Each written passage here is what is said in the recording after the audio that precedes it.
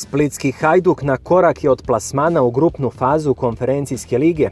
Na tom putu stoji im španski Villarreal, ekipa koja uglavnom svake sezone briljira u Europi, pa Splićani imaju veoma težak zadatak. Hajduk je već izbacio jednog protivnika sa većim koeficijentom, Vitoriju iz Portugala, pa se nadaju novom uspjehu, iako je Villarreal puno ozbiljniji protivnik od Vitorije. U HNL-u Hajduk je visoko poražen od Dinama, ali navijači vjeruju da su misli bilih ipak u Europi. Villarreal je prošle sezone igrao polufinale Lige prvaka, što je bila cijena za uzimanje tek 7. mjesta u La Ligi, pa ove sezone moraju igrati konferencijsku ligu.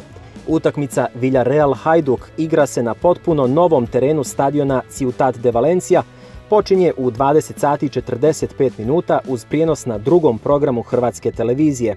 Također možete ga besplatno pratiti putem Hajdukove platforme HDTV uz prethodnu registraciju. U Sloveniji prijenos vrši Sport TV1, a u Americi Paramount+.